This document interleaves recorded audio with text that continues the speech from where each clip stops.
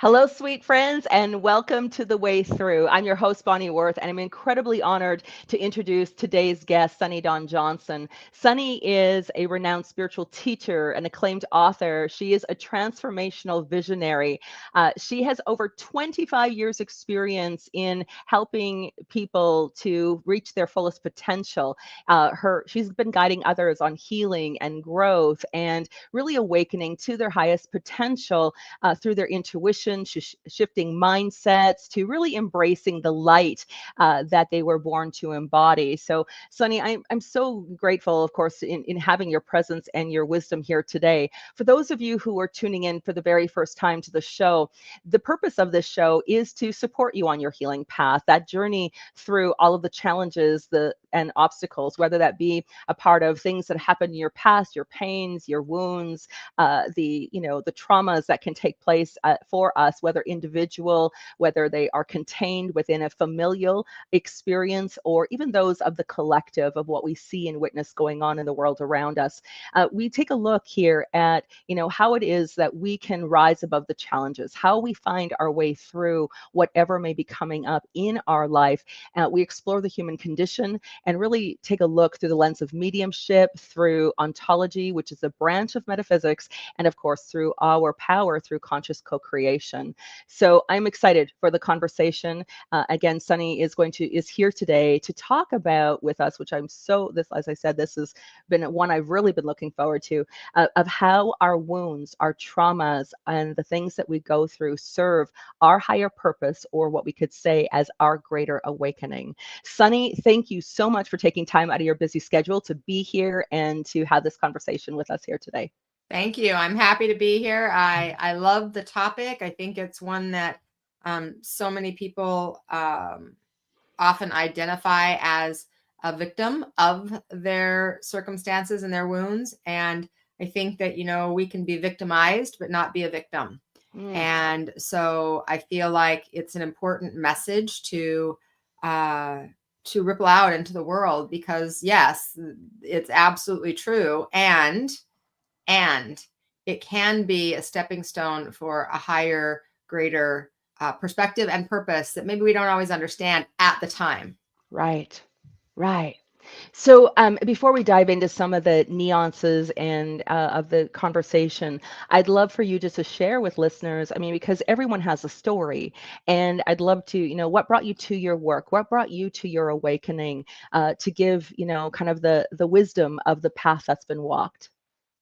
Goodness. Well, the easy story is the one that got me on the path of more of the spirituality was when I was 13 years old, waking up in the middle of the night and seeing my guardian angel, and feeling the presence and the love of that guardian angel, and that created a complete shift in my life, and a curiosity and a interest in, like, okay, what else is there?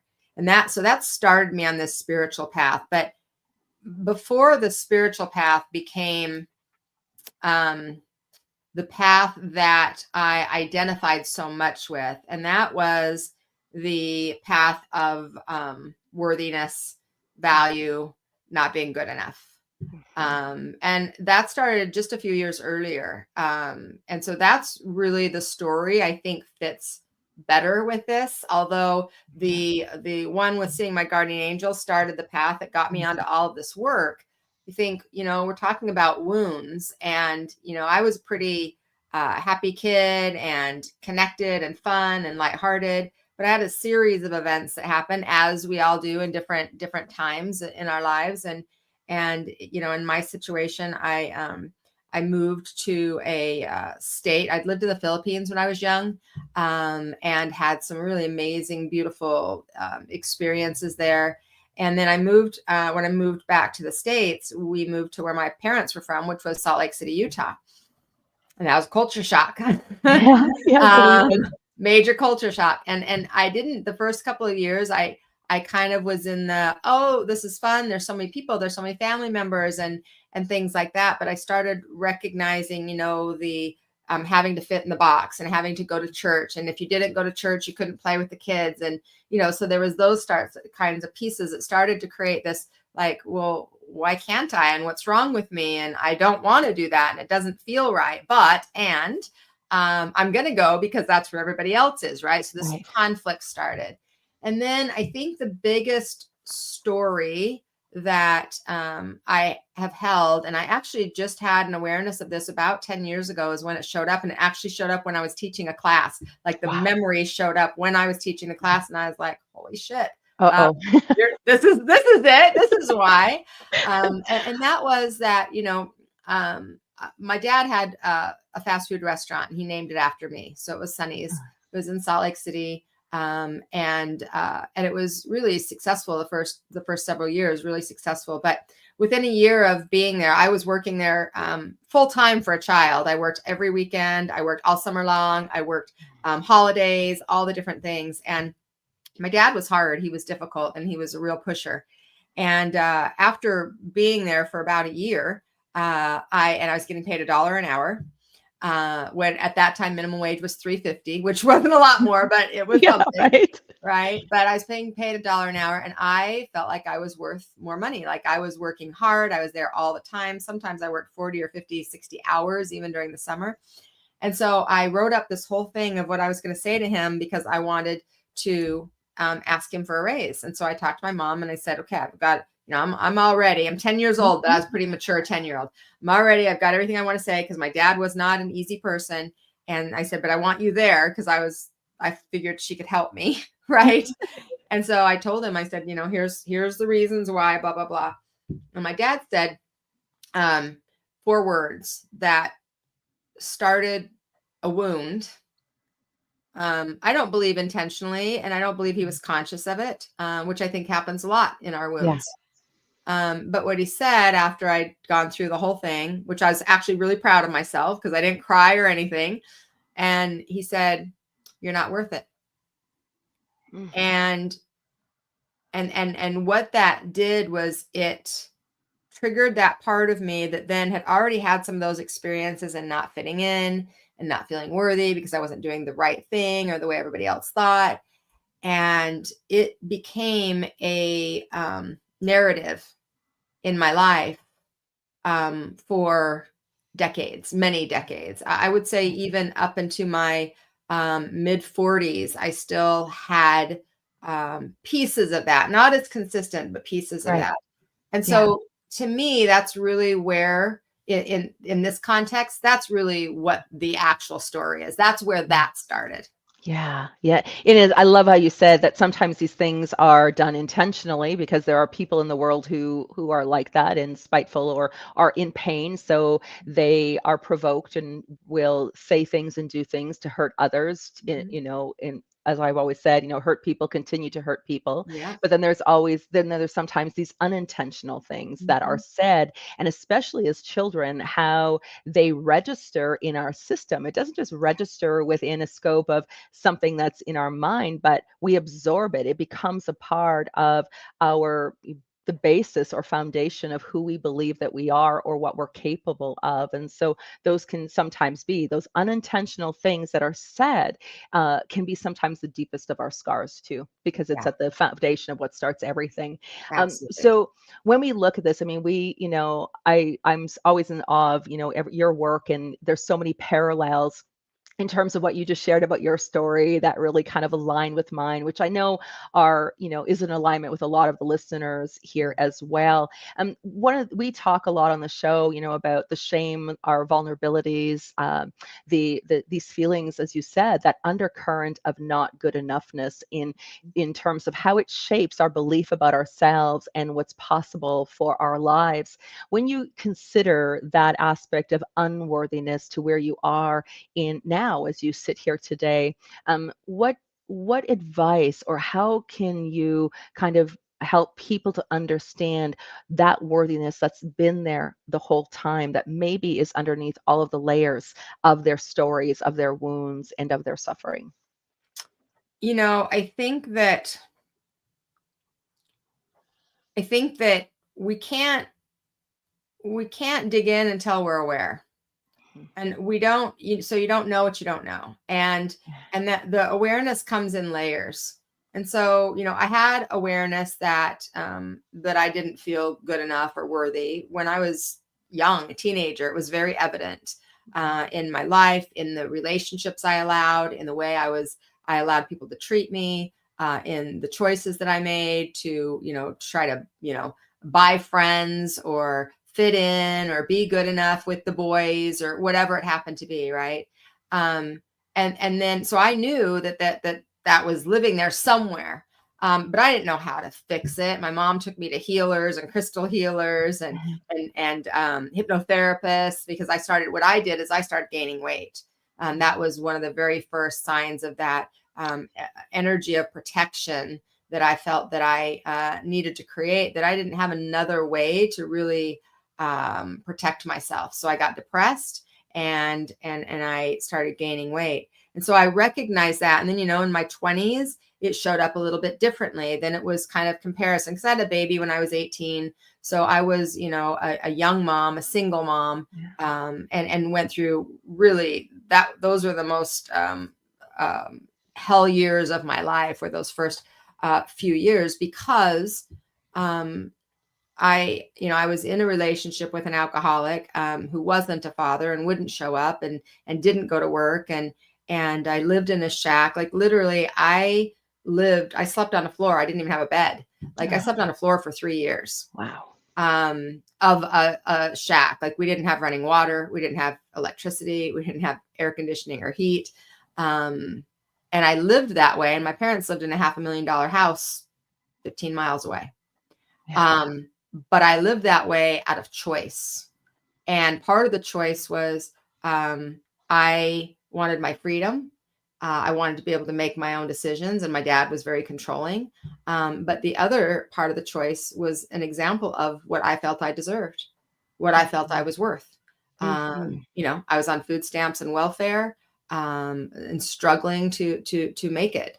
And so, that looked different than in my 20s when it was comparing myself to the way I parented people. And then in my 30s when I started my business and comparing, how some people were here and I was there and what I was doing and how weird and woo-woo I was and everybody else was normal, so that those feelings showed up in different ways. And at different times, I had different tools and different abilities to be able to look at from the awareness that I had and the perspective I had at that moment to do healing. And I was always doing healing. I started when I was 18 years old with the You Can Heal Your Life book. And it was a foundational healing process for me throughout all of my life. But I think that until I had the awareness of where the root was, which I couldn't make it come any sooner than it came to me, right? Then I could go, oh, that's where it started. And realize that, my dad wasn't trying to create, like ruin my life. He wasn't a very kind person to me. We had a lot of challenges throughout our years. He's not in my life anymore and hasn't been for 17 years because I had the courage and the strength to be able to hold my boundaries and speak up, right? But it wasn't his intention to cause trauma in my life. Yes. And what I realized is actually he was speaking to himself when he was talking to me. But I didn't know that then. And I didn't know that all of those years because I didn't have the memory of where I would always be like, where did this start? Because I was like a outgoing kid and I was confident and I believed in myself. What the hell happened? Right. Yeah, right. But when it was time, and not time on my timeline, that's important. That's important. Exactly. Super important. But when it was time, I had the awareness. And then it was just like, oh, okay, that's not even mine. And I was able to layers release that, and layers still come up. So I don't want to say that it's ever done, because I think when we're healing, we're always in a process of, I don't believe in healed. No, I believe in healing. Yes. Yes.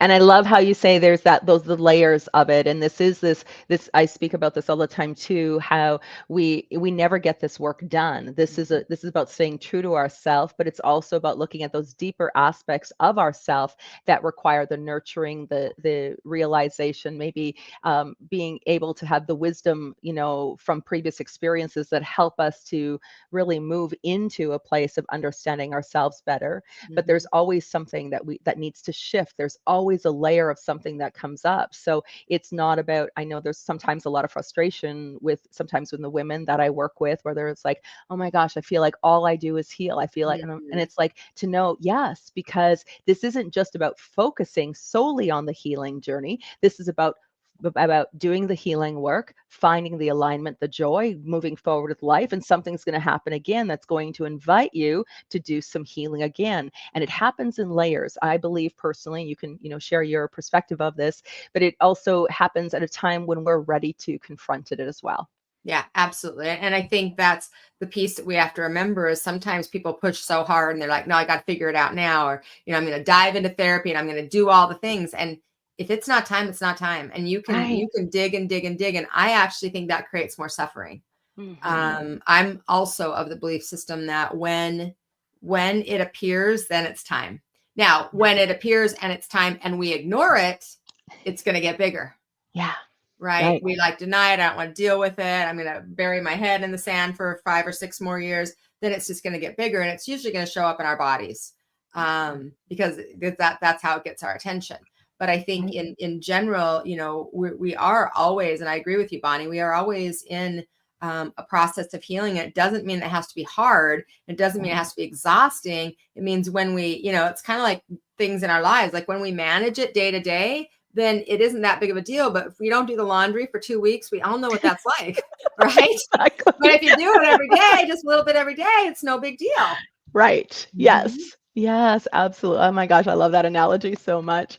When we look at this, I go back to, I've had the privilege of knowing you and for so many years, and really what was at the start of my career, and had you as one of my guest speakers at one of the retreats I was doing in Sedona, which of course was the Beautiful Body, and because it was about how our bodies take on the imprints, the energy, all of this, and create these alerts or these messages that really help us to recognize what needs to be healed, or where our body can no longer hold on to the suffering, whether that be within belief systems, whether that be the energy of things. It's such an important part because it's not just there are words that are spoken to us or messages that we hear, but there's an energy imprint that moves into our body and is held within, becomes this cellular response to things as we get older. And so, when you shared and you brought this awareness to the fact that our body is a messenger, our body is, and we can heal. I think that's such an important part of this equation for people, is to understand that irregardless of what is happening within their body and illnesses or dis-ease or the challenges that they may have, weight as an example is what you shared, that there is an emotional root cause here, that there is something in the undercurrent that needs to be addressed. Yeah. And this is a subject I'm really passionate about because I'm finding my words. Yeah, that's fine. Because I think that it has become very easy to call a doctor and get a drug that we think is making something better. And then it creates more problems, and because it doesn't actually solve the actual issue when there's an emotional issue. And so it masks it, and then it has to get our attention in another way. So the problem becomes bigger and bigger and bigger. And I think that in the traditional medical way of looking at things, it's always that the medical system can solve the problem. And I know not everybody agrees, and that's okay. Right. But from my experience, and not just my personal experience, but a lot of personal experience, I have been a very good manifester of illness, dis-ease, diagnosis. I have been in that cycle many times in my life when I'm not listening to my spirit, to my guidance, to that energy. And having been in this realm for 25 years working with women, I work with a lot of people that have some form of dis-ease and have watched many of them heal. And sometimes Western medicine is a support to that, but I have never seen it as the the healing cure for it ever. Yeah. And so I find that some people are resistant to it because they're like, okay, well then, are you saying it's my fault? Is it my fault that I have this disease? I'm not saying it's your fault. I'm saying it's your responsibility. Yes, yes. Oh my gosh, I have goosebumps from head to toe as you say that, because it is. It's if it's in front of us, it's for us in some way, and we need to address and take the responsibility of what needs to be done. It's not a matter of blaming. We look at Mhm. victimization where we can blame our partner, Right. blame our children, blame our parents, blame, the Yep. government, whatever it is. Yep. That's it. This isn't about blaming. It's about saying this is what is showing up in reality. This is what's coming forward, and what's my role here? Yeah. What is This it that is what is. It is exactly? what is. And so with what is, what are we now going to do? And what are we going to do energetically, emotionally, mentally, physically, spiritually, financially? Like, what are we going to do? How are we going to contribute? And I Right. think that it's a beautiful blessing to recognize the power that we have, not only in our lives, which we don't always feel, especially if you've been had any kind of victimization and have identified as a victim. We lose our power. We feel like we don't have any power. And I think all of us at some time in our life have been in victim mode, Yes. where even if there wasn't a victimization, really, we are still in a big. I think we've all can identify with that at some point. But then we come to a place of saying, okay, wait, I am like a sovereign being, and I have the ability to create and manifest anything in my life, and I can change my mind. I can change my mind. So if I Yeah. can change my mind, and I can change my energy, and I can change my ability to direct energy, then wouldn't I also be able to change my experience, change my feelings? Because feelings are really just a mental assignment that we give to the emotions that we have. And when we start to get in power in that way, we let go of that victimization. Because here's the kicker that I learned personally, and this was kind of a little bit of a slap in the face at the time, because I found that especially blaming my dad was really easy.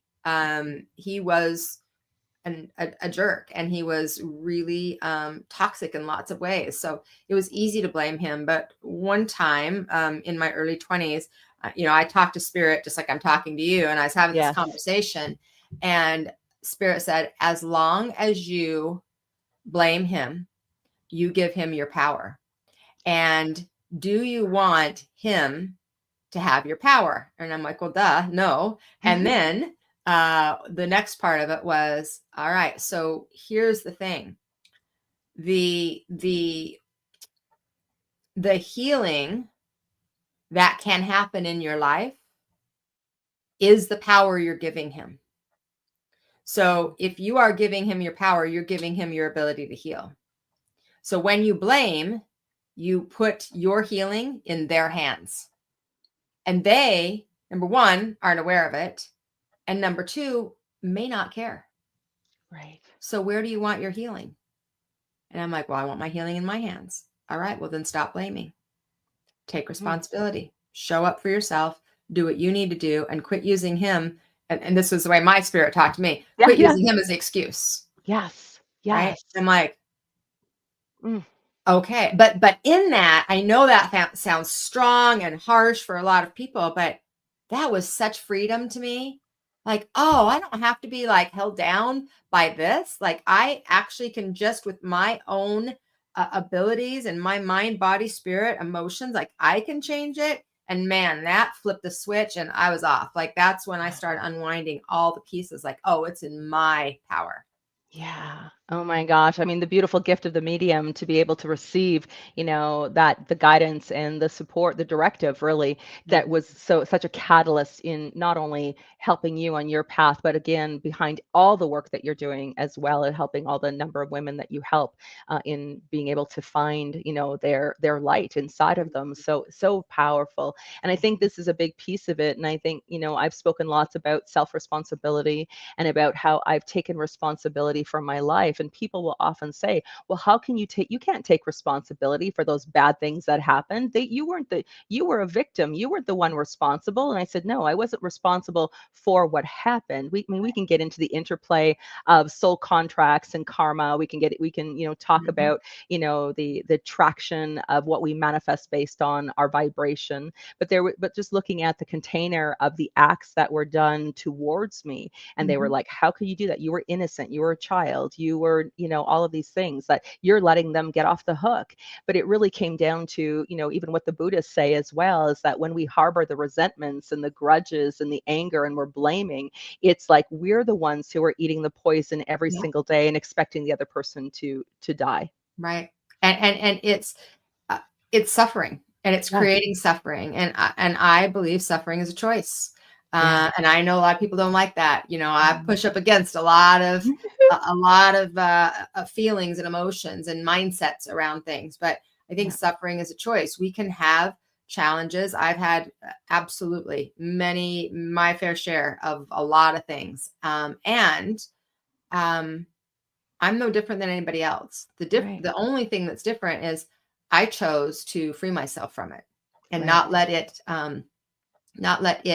put me in a particular prison that I have the key to, because those people don't have the key to it. They're not the ones that are keeping me in prison. I am. So when I started just recognizing, you're choosing this.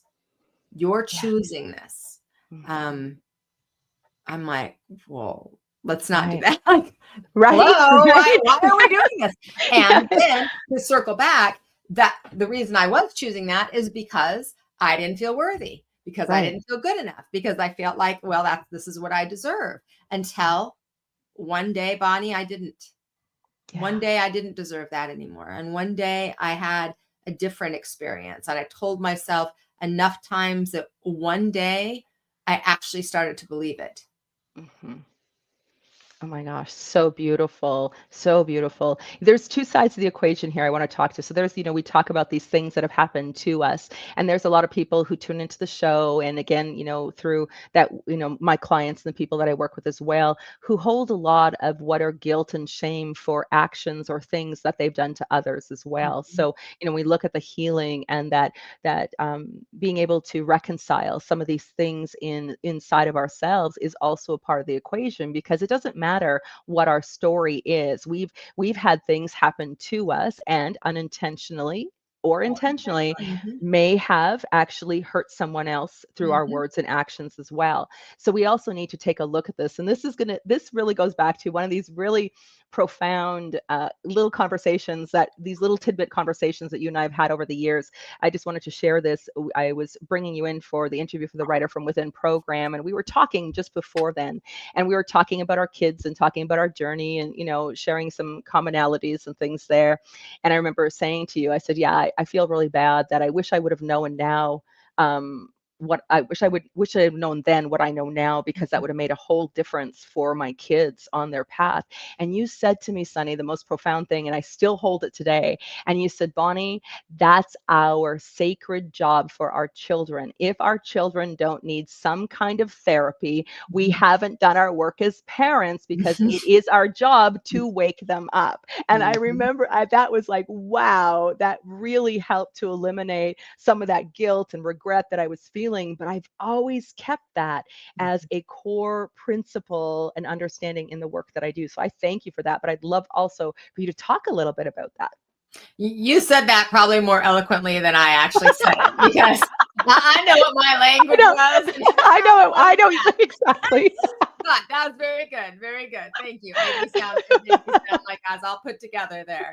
I think that's our kids is where we can dive into some of those deep feelings, because we don't know what we don't know. And, I was a single teenage mom. And so when I was raising my son, I was also raising myself. Yes. And I was doing that alone. Like literally my parents were in another state. And so over the first, 10 years of my son's life, there were also other circumstances. I nearly died when I had him. I was very sick right after because I nearly died when I had him. So I didn't get the time to bond. Like I didn't see him for 3 weeks, not one day, immediately after his birth. And then he, within the time he was 5 years old, he was diagnosed with a variety of mental health challenges. And one of them are ADHD, oppositional defiance disorder, bipolar tendencies, autistic tendencies, ODD, like all kinds of things because of the medication that I was on when I was pregnant, because I was preeclamptic. So I had really high blood pressure.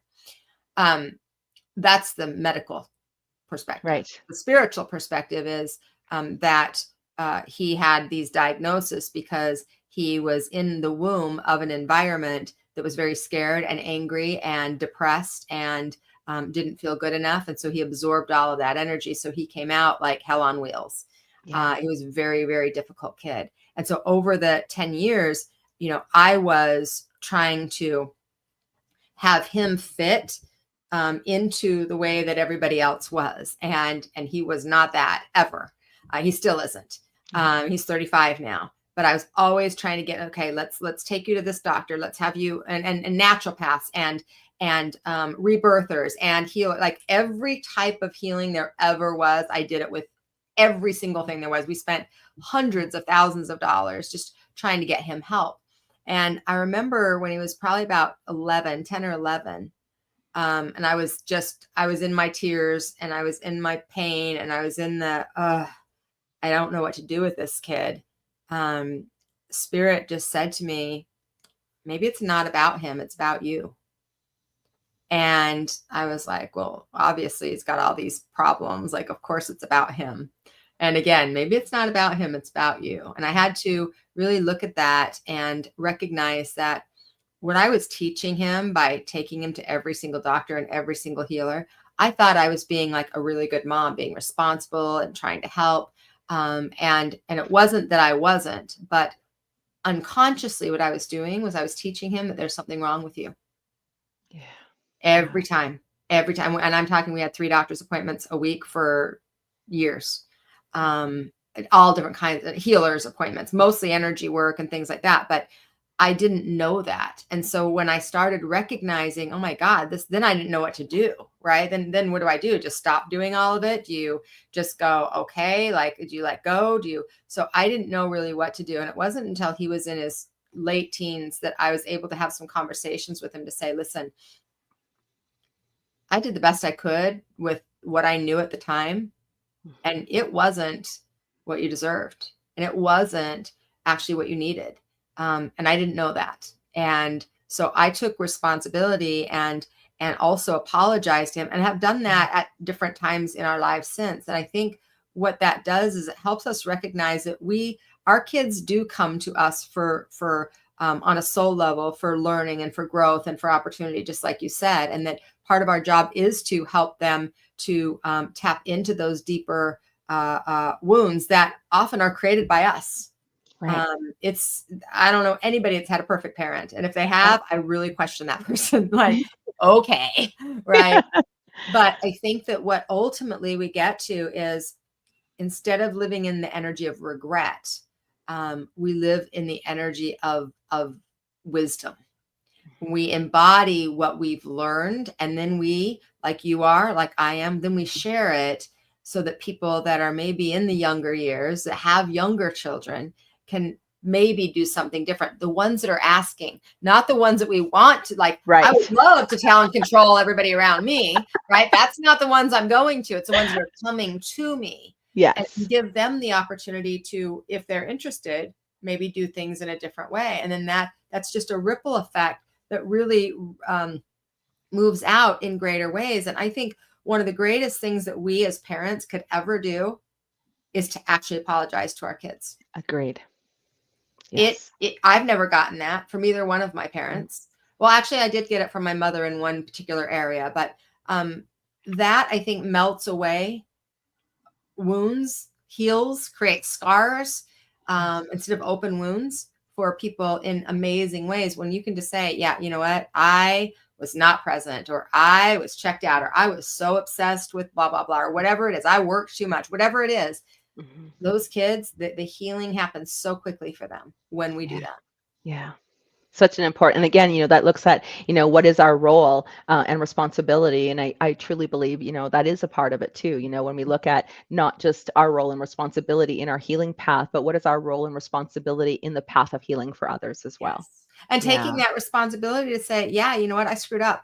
Yeah. Because we do screw up. We're We imperfect. We're still, human. like, there'll be Yes. times where I'll be like, now I have grandkids and one of them's Mhm. turning 18 tomorrow. I'm like, holy Wow. shit, 18 tomorrow. Oh my gosh. Wow. But there are times where I will, say something and I mean it in a suggestive way.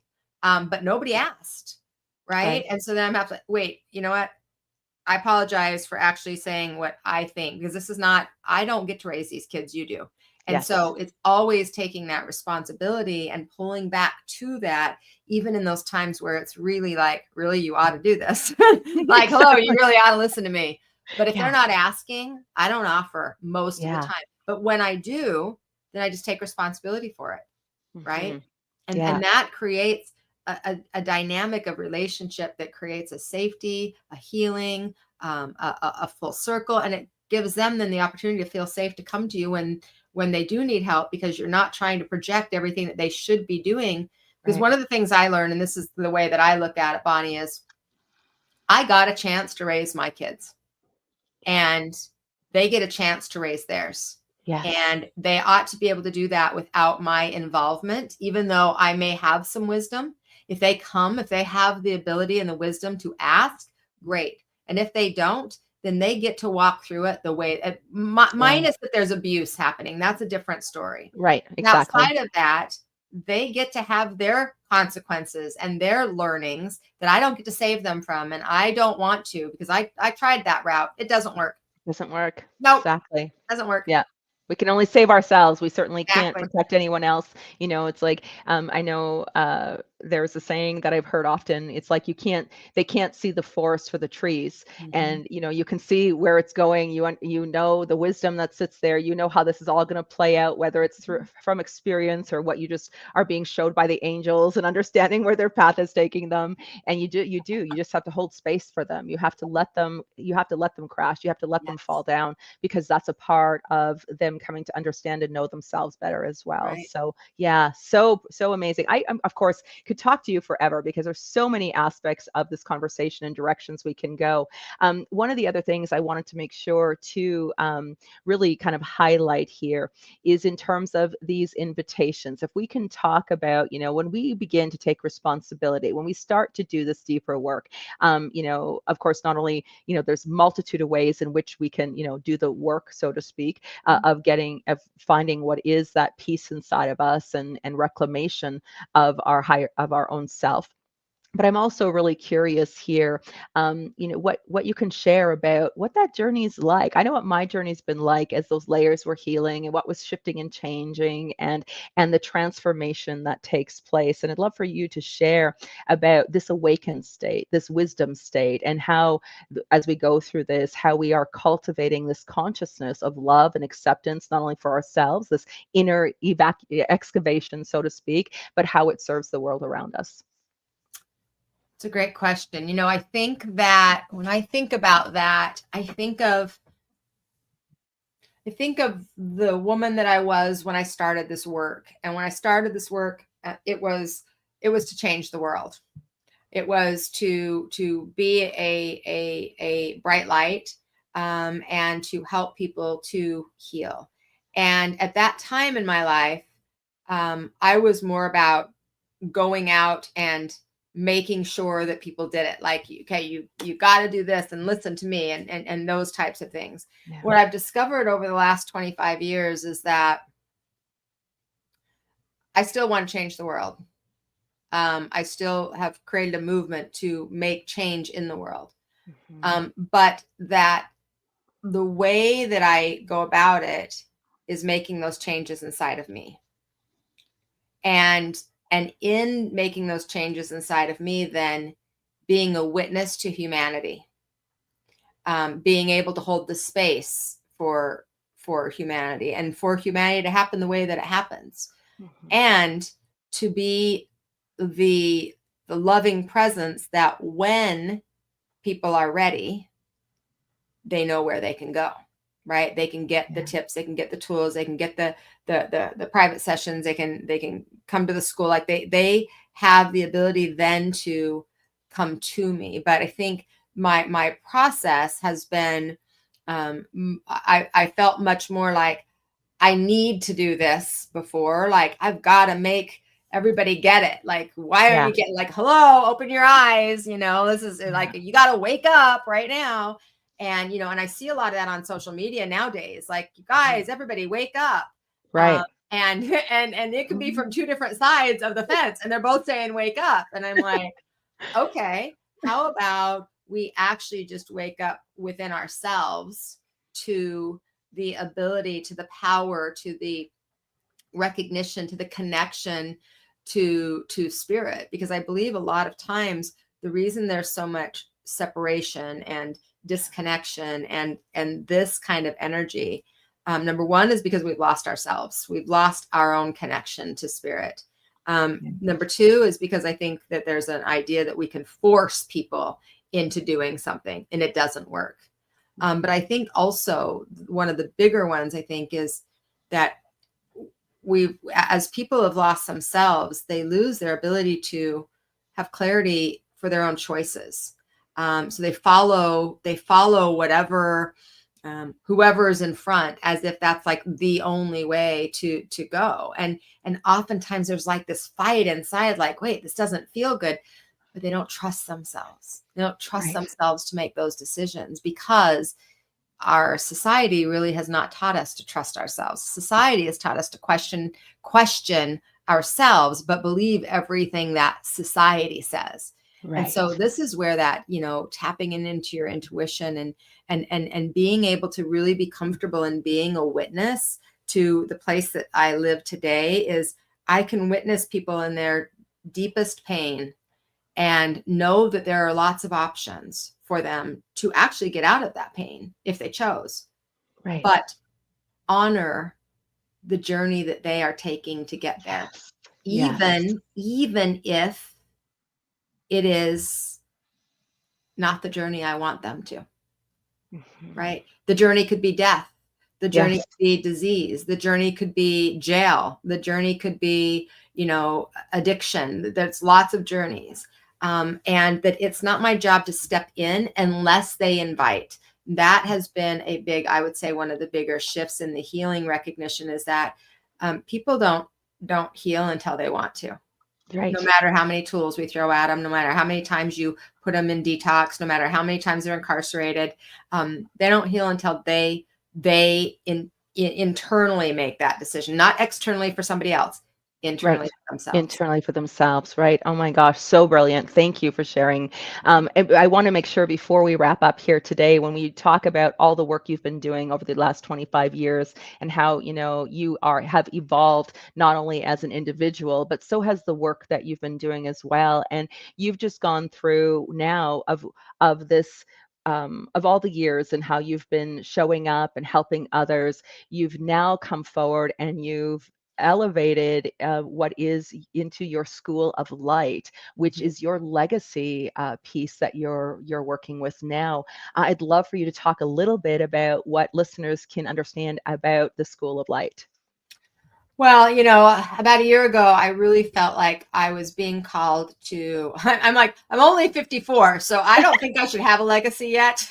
But I'm like, I've been really felt like I needed to move out of just the brand that is me, Sunny Dawn Johnston, and the work that I've been doing out in the world, and to expand it into a way that can bring others in, that can incorporate more of a connection. And I think that, I think we all feel like the world's changing. And so are we are changing. And I think that the old ways that we've been trained into and taught into and molded to be, don't fit, the energy of where we are today.